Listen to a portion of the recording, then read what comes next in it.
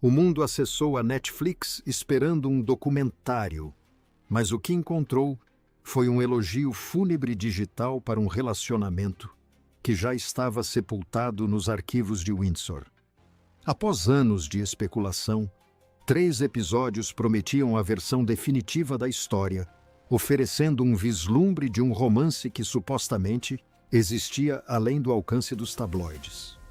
Mas enquanto os números de visualizações subiam, o palácio não se calou. Falou com a frieza definitiva de um portão de ferro se fechando na escuridão.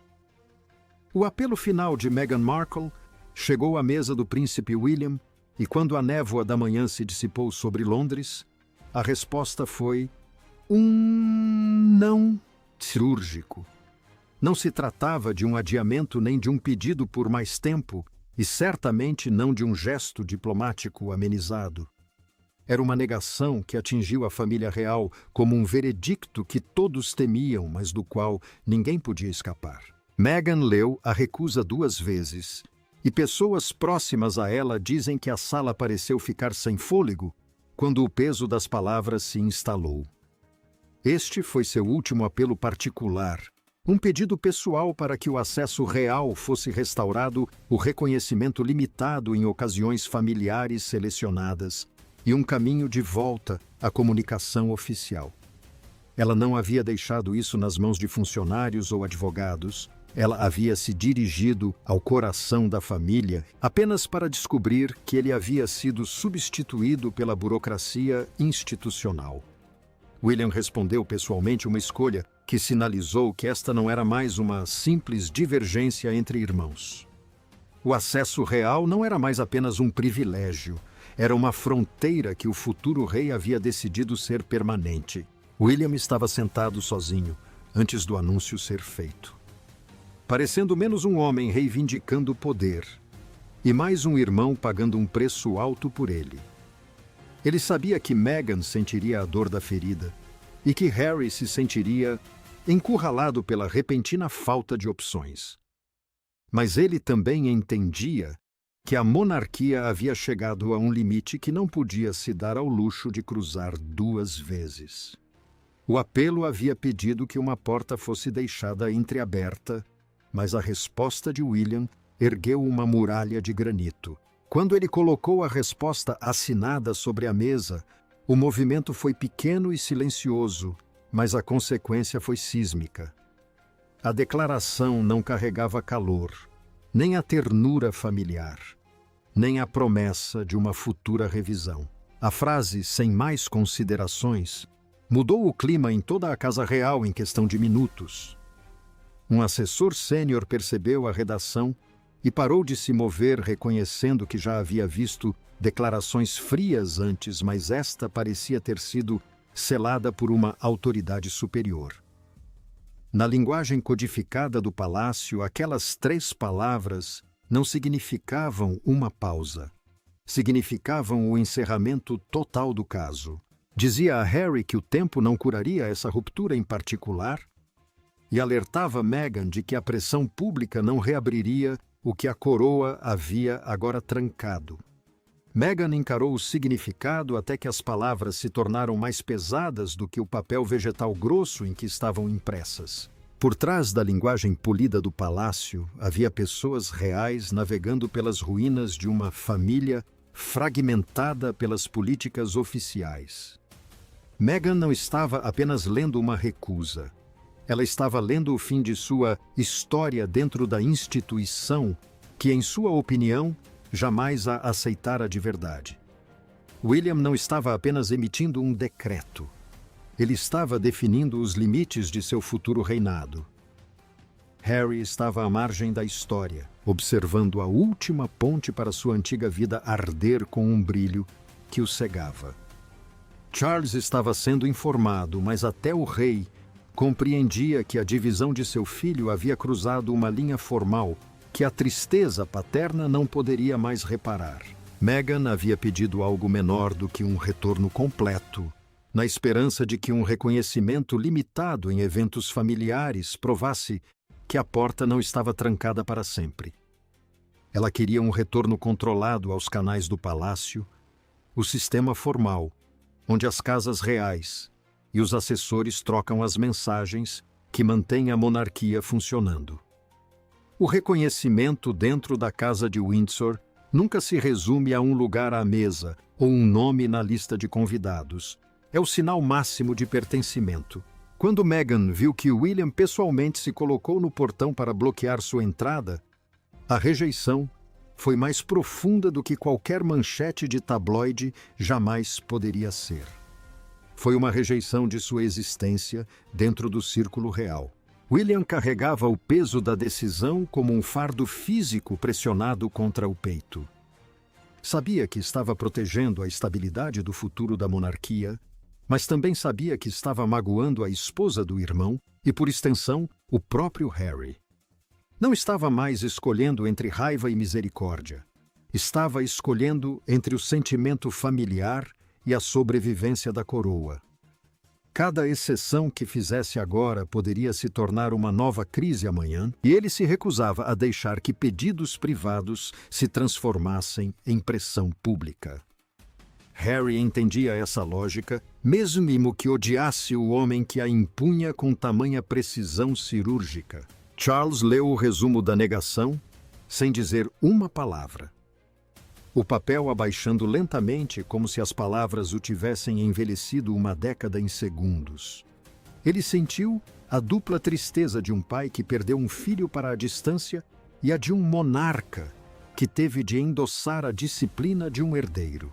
Nenhum dos sentimentos lhe trouxe conforto enquanto observava a família que amava se transformar numa série de canais restritos e processos judiciais. Catherine compreendia o perigo de uma perspectiva diferente, sabendo que a decisão de William moldaria os limites emocionais em torno de seus próprios filhos.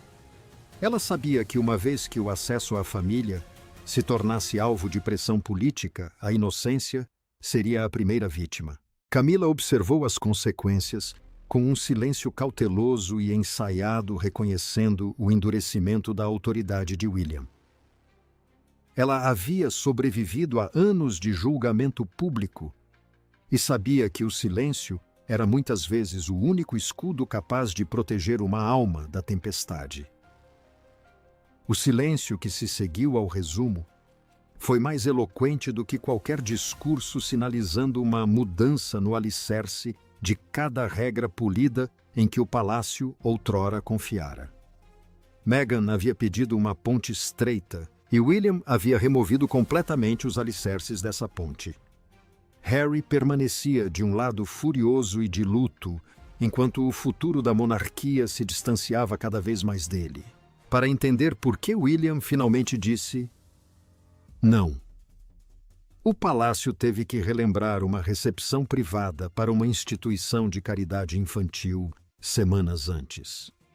Foi um momento que a imprensa tentou minimizar, mas foi a noite em que a confiança finalmente se despedaçou. Meghan havia chegado acreditando que a noite provaria que ela ainda ocupava um lugar próximo à realeza. Eventos voltados para a família não são encontros comuns. São conexões cuidadosamente orquestradas entre a compaixão pública e os futuros herdeiros. Catherine teve prioridade no evento, sendo colocada no centro do trabalho futuro da família, onde a presença dos filhos de Gales carregava um poder silencioso e inegável. Meghan viu aquela escolha e a antiga ferida da exclusão reabrir.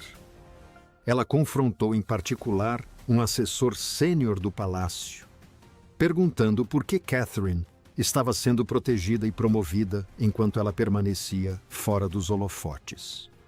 O assessor tentou manter a conversa profissional, mas Meghan insistiu perguntando se o gabinete de William a estava mantendo deliberadamente longe dos filhos de Wales.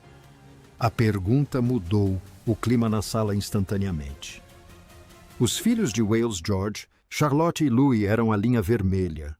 A infância deles estava ligada à coroa, e qualquer pressão em torno deles não era mais tratada como rivalidade adulta. Era uma ameaça à próxima geração. A assessora registrou a conversa em um resumo formal da recepção Um documento que não gritava, mas preservava o atrito para a história. Quando Catherine ouviu o relato, não explodiu. Ficou imóvel, e essa imobilidade disse mais do que qualquer resposta raivosa. Ela entendeu que não se tratava mais de uma mulher buscando reconhecimento. Tratava-se da segurança do ambiente de seus filhos. William ouviu o mesmo relato logo depois e agarrou a borda da mesa. Sua resposta foi calma, mas carregava a força de um julgamento final. Os limites privados da família não podiam mais ser tratados como negociáveis. Assim que a frase pressão contínua em relação ao acesso da família entrou para o registro oficial, o tom mudou da reconciliação para a pura proteção. William não via mais um pedido que pudesse ser amenizado com o tempo. Ele via um padrão que cresceria se não fosse interrompido. Meghan queria que uma porta fosse reaberta, mas o príncipe agora acreditava que essa porta levava muito perto das pessoas que ele jurou proteger.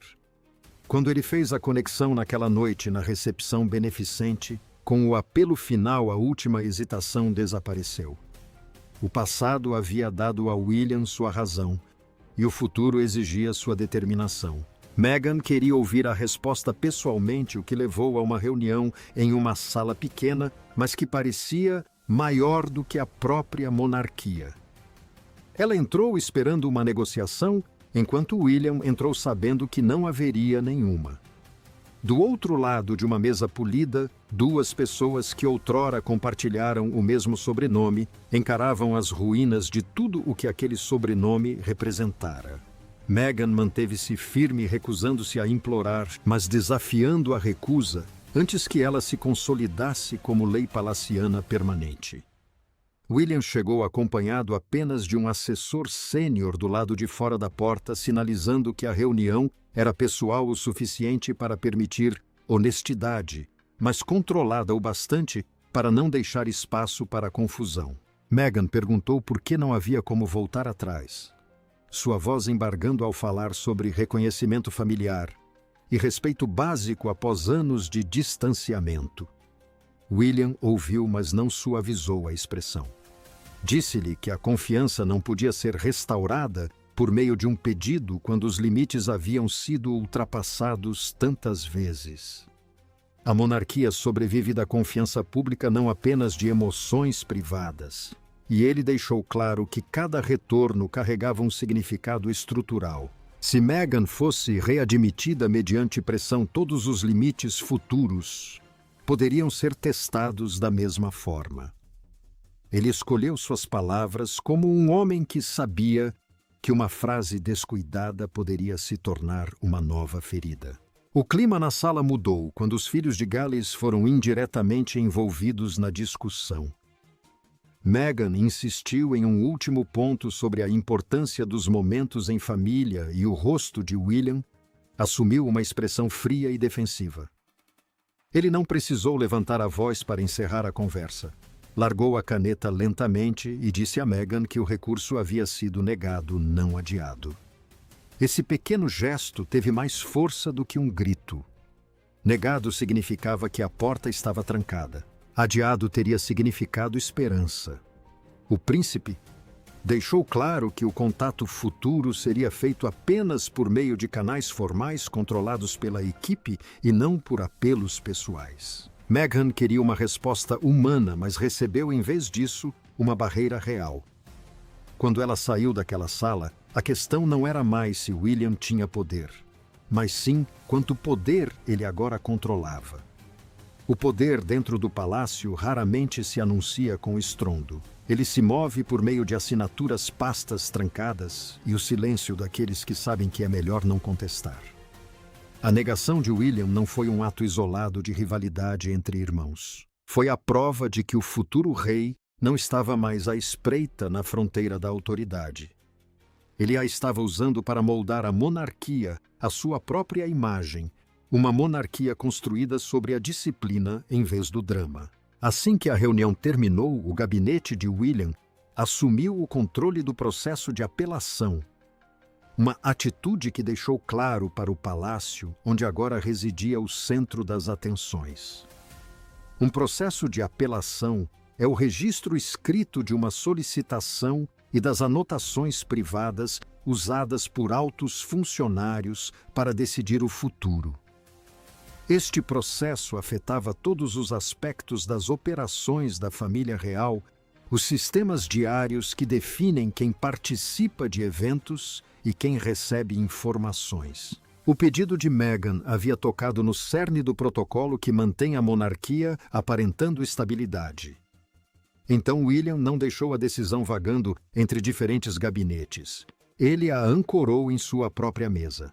Charles foi informado do resultado, mas a decisão permaneceu com William.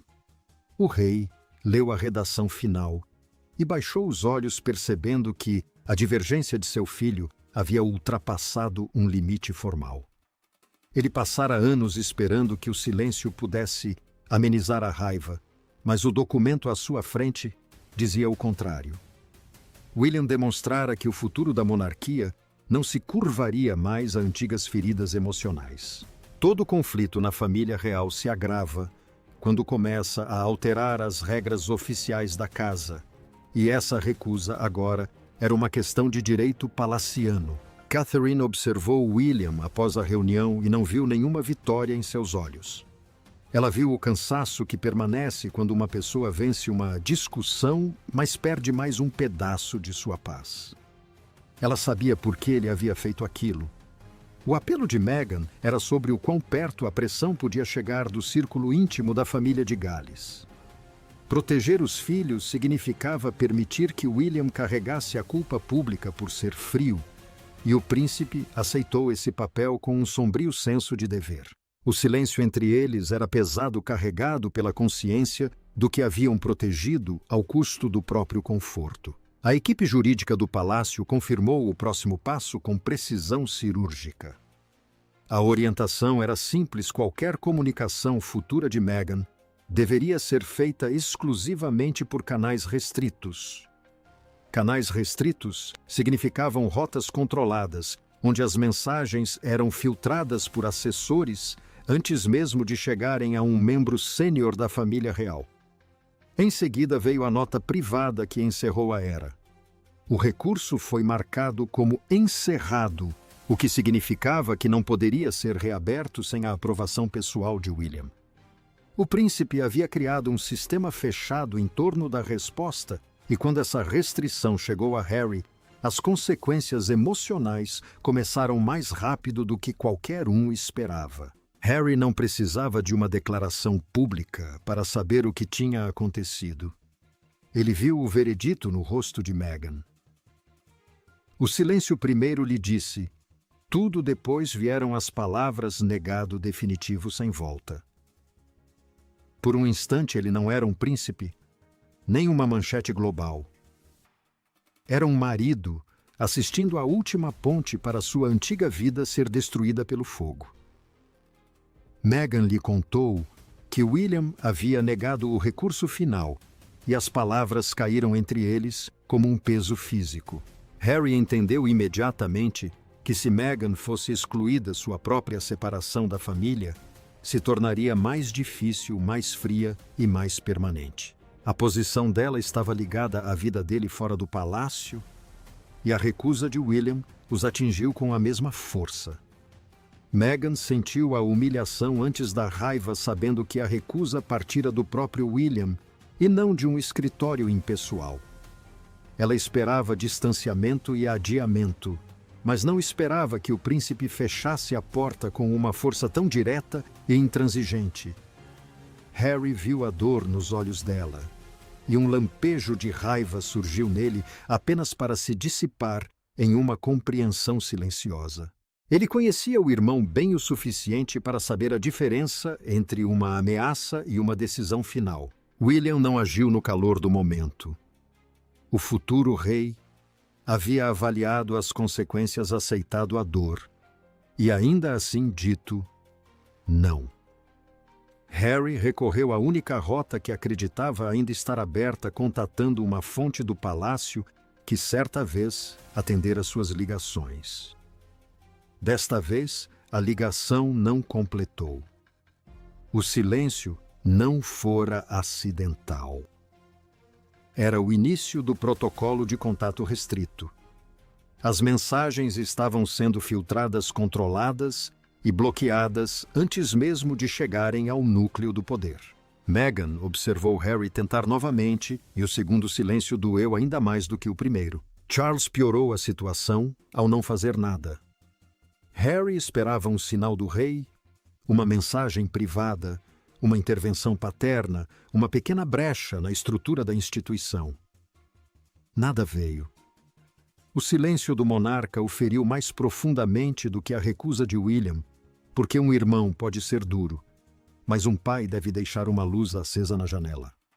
Harry finalmente entendeu que Charles não iria intervir para reverter a decisão.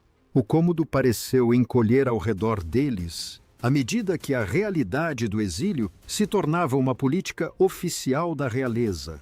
Antes que o mundo pudesse reagir, Harry e William tiveram uma última conversa sem mais nenhuma cortina de fumaça para se esconderem. Algumas discussões explodem, outras terminam em um longo e vazio silêncio. Harry queria fúria, mas William ofereceu apenas um ponto final. Nenhum assessor se interpôs entre eles, e nenhuma nota formal suavizou o impacto enquanto falavam como homens que se lembravam da mesma infância e carregavam a mesma dor, mas que agora se encontravam em lados opostos de uma porta trancada. Harry se dirigiu diretamente a William porque não confiava mais nos canais do palácio para transmitir a verdade de seu coração. Ele perguntou se a recusa poderia ser reconsiderada em prol da família e não da instituição, argumentando que a monarquia já havia tirado o suficiente do vínculo entre eles.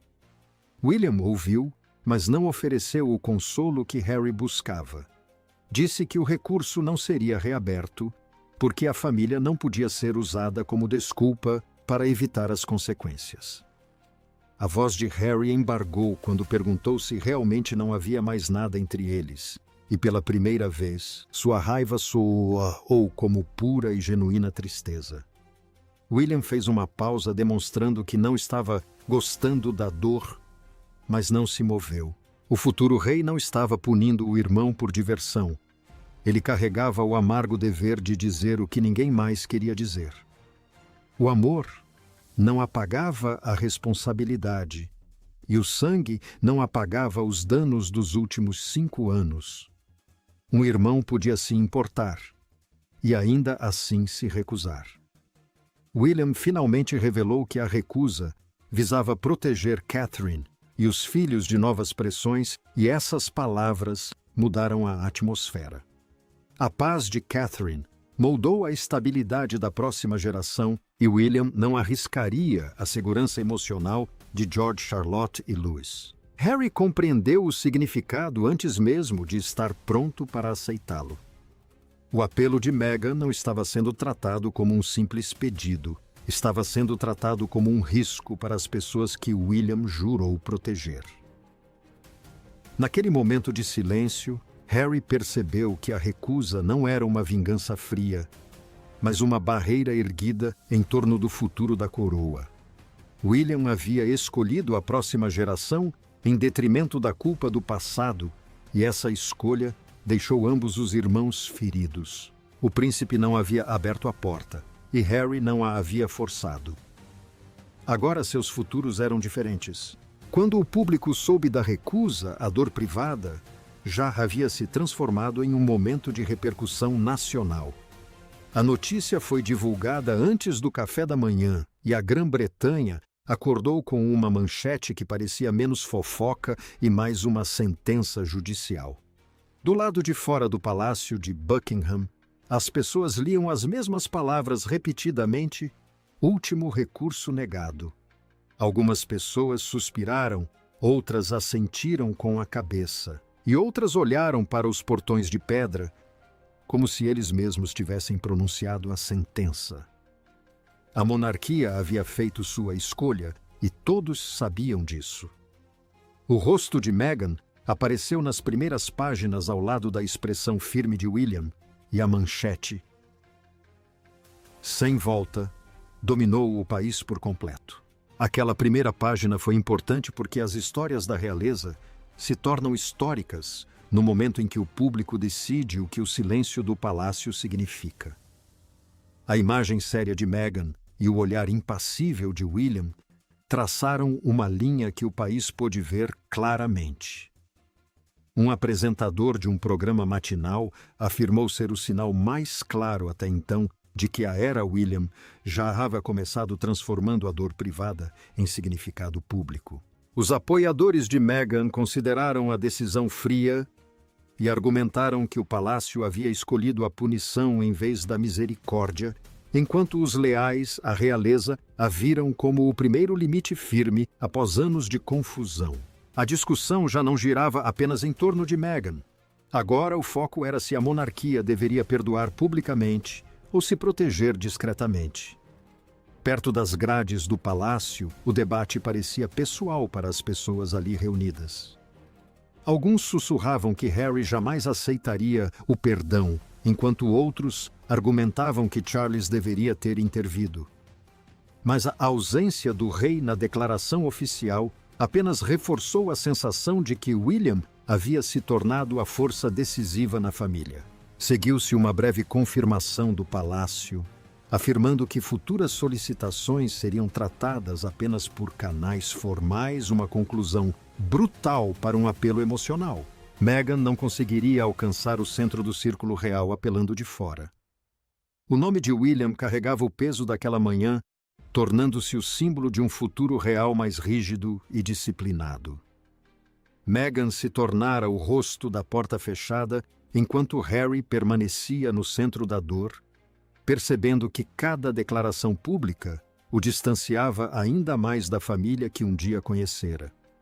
Mas além das manchetes, o verdadeiro veredito era sobre o que a monarquia havia se tornado após a separação. Não era mais um negócio de família, era uma fortaleza. Quando o ruído finalmente se dissipou, restava apenas uma pergunta no palácio. Qual era o verdadeiro custo dessa recusa?